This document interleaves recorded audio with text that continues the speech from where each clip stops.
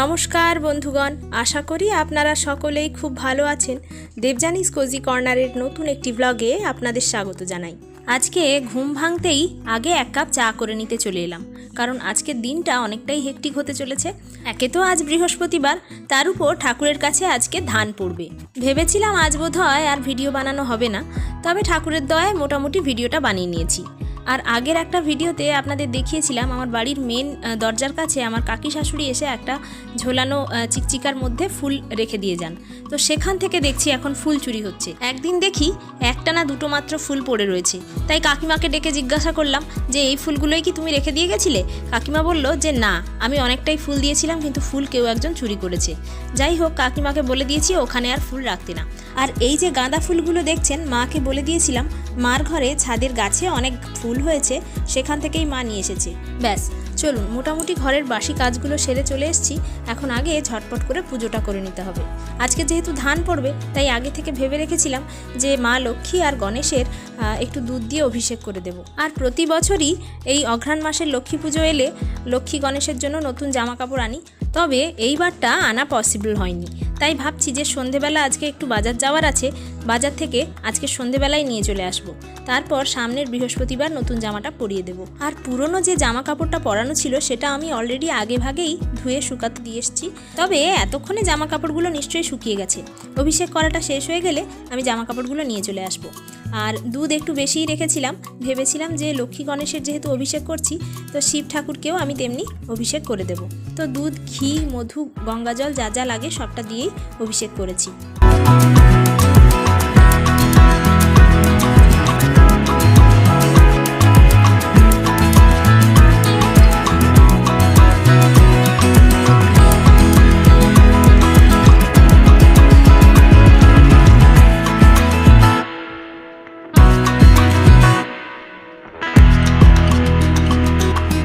শিব ঠাকুরের অভিষেক করা শেষ করে আমি ছাদে চলে গিয়েছিলাম, আর লক্ষ্মী গণেশের জামা কাপড়টাও নিয়ে চলে এসেছি। আর এই হচ্ছে সেই ছিট কাপড়টা, এইটা আমি লক্ষ্মী ঠাকুরকে আজকে পিন করে একটু সামনে ওড়নার মতো করে পরিয়ে দিচ্ছি। আর এটা তো পুরনো জামার সাথে এই ওড়নাটা ছিল, এটা ওপর থেকে এইরকম পরিয়ে দিয়েছি। এবার দেখুন তো কেমন লাগছে। আর প্রতিবারই লক্ষ্মী গণেশকে জামা কাপড় পরাতে গেলে দেখি গণেশ ঠাকুরের জামাটা অনায়াসেই পরানো যায়, তবে লক্ষ্মী ঠাকুরের জামাটা পরাতে গিয়ে অনেক জায়গায় সেফটি পিন এটা সেটা লাগিয়ে মোটামুটি ড্রেসটা কমপ্লিট করতে হয়। যাই হোক, চলুন এবার আমার তো পুজো প্রায় শেষের দিকে, এবার আরতিটা করে নিলেই হয়ে যাবে।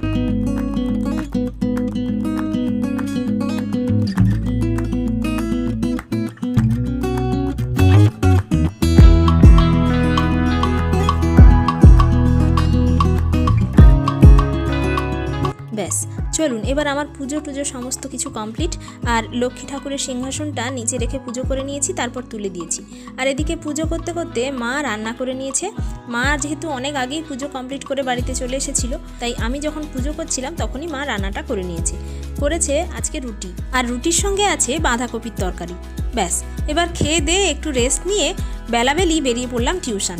এখন তো শীতের বেলা, আর গত 2-3 দিন ধরে দেখছি প্রচুর পরিমাণে উত্তুরে হাওয়া দিয়েছে, তার জন্য শীতটা একেবারে জাঁকিয়েই পড়েছে। আর সারাদিন কাজকর্ম করার পরে দুপুরের দিকে একটু ভাত ঘুম চলে আসে, বিশেষ করে এই শীতের দিনে। তার জন্য বাড়ি থেকে বেরোতেই ইচ্ছে করছিল না, কিন্তু কিছু করার নেই, বাচ্চাগুলোর পরীক্ষা চলছে। যতদিন না পরীক্ষা শেষ হচ্ছে ততদিন সময় দিয়ে ওদেরকে যত্ন নিয়ে একটু পড়াতে হবে। তো বিকেলের দিকে 3-3:30 দিকে টিউশনে চলে আসি, তাই ছুটিটাও তাড়াতাড়ি হয়ে যায়। যাই হোক, আজকে সন্ধেবেলা টিউশন করে ফেরার পথে সোজা বাজারে চলে গিয়েছিলাম, আর এই কাঁচের জারগুলো কয়েকটা নিলাম। এখন শীতের সময়টা গুড় রাখতেও সুবিধে হবে, আর আচার করলে আচারটাও কাঁচের জারে স্টোর করে রাখলে খুব ভালো হয়, কারণ প্লাস্টিকের জারে আচার রাখলে গন্ধ করে। আর বাড়ি ফিরে এখানে সন্ধে দিয়ে নিয়েছি, একটু ধুনো দিলাম আজকে। আর এই যে বলেছিলাম যে আজকে লক্ষ্মী গণেশ ঠাকুরের জন্য জামাটা কিনে আনবো, তো এই হচ্ছে সেই জামা। লাল জামা খুঁজেছিলাম কিন্তু সেটা পাইনি, গোলাপিটা পেয়েছি, তার জন্য সেটা লক্ষ্মী ঠাকুরের জন্য নিয়েছি। আর এই হলুদটা হচ্ছে গণেশ ঠাকুরের। এগুলোই আমি সামনের বৃহস্পতিবার ঠাকুরকে পরিয়ে দেব।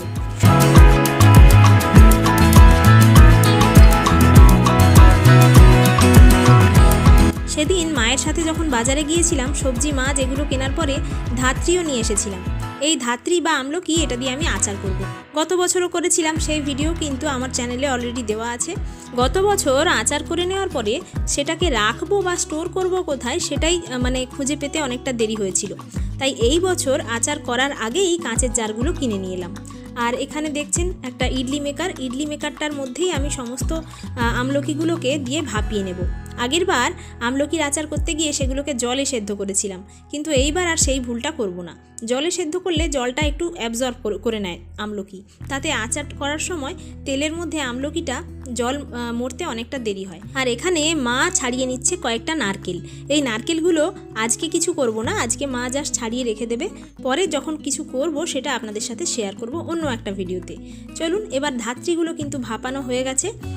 ইডলি মেকারে জল দিয়ে আমি ওপরে ধাত্রীগুলো ভাপাতে দিয়েছিলাম। মোটামুটি 15-20 মিনিটের মধ্যে কালারটা চেঞ্জ হয়ে গেছে। এটা দেখলেই বুঝে নিতে হবে যে ধাত্রীটা ভালোভাবে ভাপানো হয়ে গেছে। তো এবার আমি ধাত্রীগুলোকে একটা ফুটো গামলার মধ্যে বের করে নিয়েছি, আর তারপর সেখান থেকে একটা থালায় আমি নিয়ে নিয়েছি।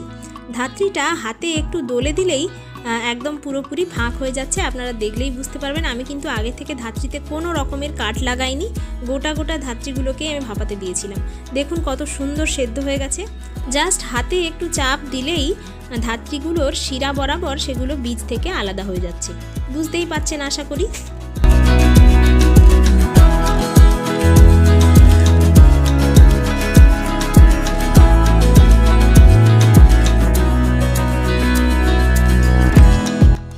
তো এই আমলকির আচারটা আমি কিন্তু পরের দিন সকালবেলা করেছি, কারণ আগের দিন অনেকটাই রাত হয়ে গেছিলো।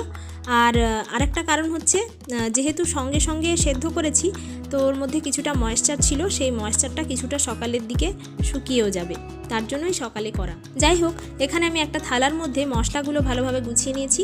প্রথমেই আছে তেজপাতা, তারপর আছে গোটা শুকনো লঙ্কা, ধনে, জিরে, পানমৌরি, 5 ফোড়ন, কালো সর্ষে, আর আছে রাঁধুনি।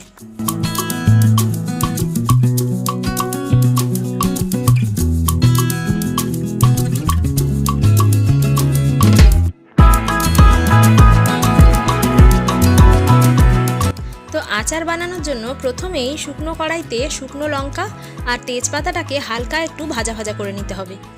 হালকা একটু গরম হয়ে গেলেই এদেরকে একটা থালার মধ্যে নামিয়ে নিতে হবে। এবার খালি কড়াইয়ের মধ্যে এক এক করে সমস্ত মশলাগুলো এখানে দিয়ে দেব।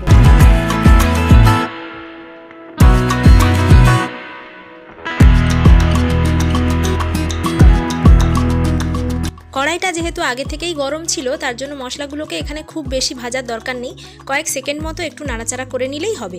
তো আমি এখানে মশলাগুলোকে একটা থালার মধ্যে এখানে বার করে নিয়েছি। তো মশলাটা তো এখন একটু গরম আছে, একে একটু ঠান্ডা হতে দিতে হবে। আর এরপর যে শুকনো লঙ্কা আর তেজপাতাটা ভেজে রেখেছিলাম সেটাকে একটু বোটাগুলো ছাড়িয়ে নিতে হবে।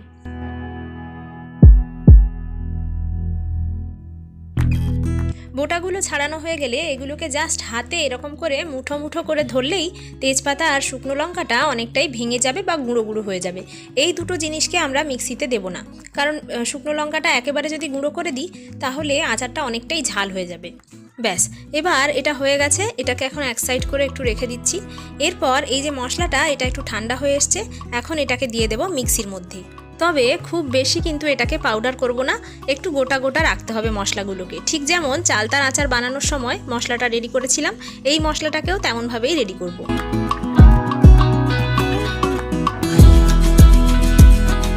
কয়েক সেকেন্ডের জন্য আমি মিক্সিটা চালিয়েছিলাম, আর এই দেখুন মশলাটা খুব সুন্দর রেডি হয়ে গেছে, অনেকটাই গোটা গোটা আছে। এটাকে এখন ঢাকা লাগিয়ে রেখে দিতে হবে, নাহলে মশলার গন্ধটা উড়ে যাবে। এরপরে মেন আচার বানানোর প্রস্তুতিটা শুরু করব। তার জন্য কড়াই বসিয়ে দিয়েছি, আর তার মধ্যে দিয়ে দিচ্ছি 1/2 কাপ মতো সরষের তেল। আচারে ভাসা তেল রাখার জন্য আপনারা তেলের ব্যবহারটা বেশি করতে পারেন, তবে আমি ভাসা তেল যেহেতু রাখতে চাইছি না, তার জন্য আমি তেলটা এখানে কম ইউজ করেছি। যে পরিমাণ তেল আমি কড়াইয়ের মধ্যে দিয়েছিলাম সেই তেলটা অনেকটা গরম হয়ে যাওয়ার পরে আমি বেশ কিছুটা তেল একটা বাটির মধ্যে বার করে নিয়েছি। আমলকিটা যখন নাড়াচাড়া করব তখন সেই তেলটা আবারও দিয়ে দেব। যাই হোক, এখানে কড়াইয়ের মধ্যে তেলটা গরম হয়ে যাওয়ার পরে শুকনো লঙ্কা আর তেজপাতার যে ভাঙা ভাঙা করে রেখেছিলাম সেটা দিয়ে দিয়েছি, আর সঙ্গে 5 ফোড়ন আর যে বাকি মশলাগুলো সেগুলো কিছুটা করে 1 চামচ মতো টোটাল রেখে দিয়েছিলাম, সেটা আমি ফোড়নে দিলাম। এরপর ফোড়নটা দেওয়া হয়ে যাওয়ার পরে সেদ্ধ করা আমলকিগুলোকে দিয়ে দিয়েছি। এখন বেশ কিছুক্ষণ ধরে এই আমলকিটাকে তেলের সাথে ভালোভাবে নাড়াচাড়া করতে হবে, যতক্ষণ না পর্যন্ত আমলকিটা ময়েশ্চারটা শুকিয়ে যাচ্ছে আর তেলটা ভালোভাবে আমলকির সাথে মিশছে।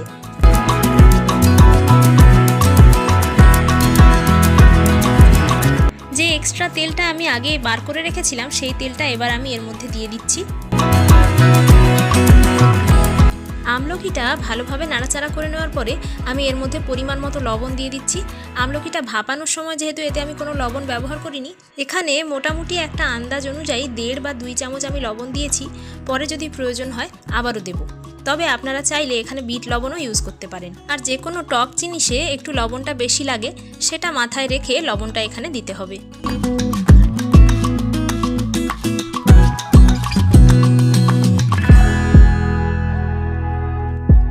আগের দিন সন্ধেবেলা বাজার থেকে ওই যে জারগুলো যখন কিনে নিয়ে এলাম, তখন আমি সঙ্গে 1 কিলো মতো গুড়ও কিনেছিলাম এই আমলকির আচারে দেওয়ার জন্য।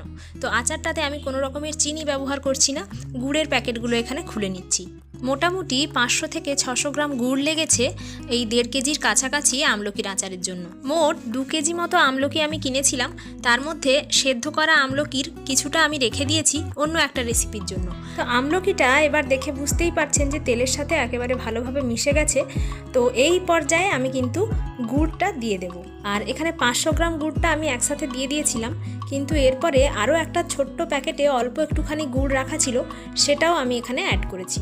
ব্যাস, এরপরে যতক্ষণ না পর্যন্ত গুড়টা ভালোভাবে গলে গিয়ে ধাত্রীর সাথে মিশে যাচ্ছে, ততক্ষণ অবধি ভালোভাবে এটাকে বেশ কিছুক্ষণ ধরে নাড়াচাড়া করতে হবে।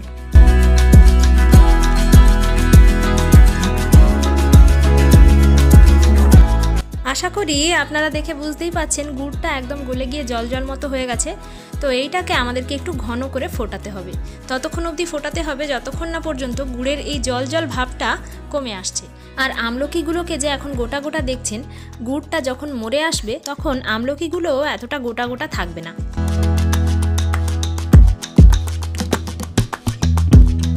আচারটা যখনই ঘন হতে শুরু করবে তখন যে ভাজা মশলাটা বানিয়ে রেখেছিলাম সেটা আমি এখানে দিয়ে দিচ্ছি। মশলাটা দিয়ে ভালোভাবে আবারও সব কিছুকে একসাথে মিশিয়ে নিতে হবে।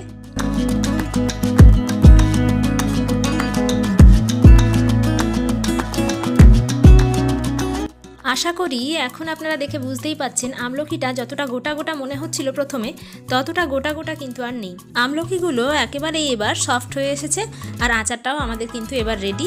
এবার গ্যাসটা বন্ধ করে দিয়ে এটাকে একটু ঠান্ডা হতে দিতে হবে। ঠান্ডা হয়ে গেলে এটাকে আমরা জারে ভরে নেব। তো এখানে আচারটা আমার ঠান্ডা হয়ে গেছে। তো এখন আমি এটাকে একটা কাঁচের জারের মধ্যে ভরে নিচ্ছি। এটা এখন আরামসে 1 বছর স্টোর করা যাবে। যাই হোক, চলুন তাহলে আজকের ভিডিওটা এখানেই শেষ করছি। খুব শিগগির দেখা হচ্ছে নতুন একটা ভিডিও নিয়ে। ততক্ষণ আপনারা সকলেই ভালো থাকবেন, সুস্থ থাকবেন, সাবধানে থাকবেন আর সকলের খেয়াল রাখবেন। আজকের ভিডিওটা যদি আপনাদের ভালো লেগে থাকে তাহলে প্লিজ ভিডিওটাতে একটা লাইক করে দেবেন আর দেবযানীস কোজি কর্নার ইউটিউব চ্যানেলটিকে সাবস্ক্রাইব করে সাপোর্ট করবেন। আপনারা চাইলে আমাকে ফেসবুক আর ইনস্টাগ্রামেও ফলো করে নিতে পারেন। আইডিগুলো ডেসক্রিপশন বক্সে দেওয়া রইল। চলুন তাহলে আজকের মতো আসি। নতুন একটা ভিডিওতে আবারও দেখা হচ্ছে। ধন্যবাদ।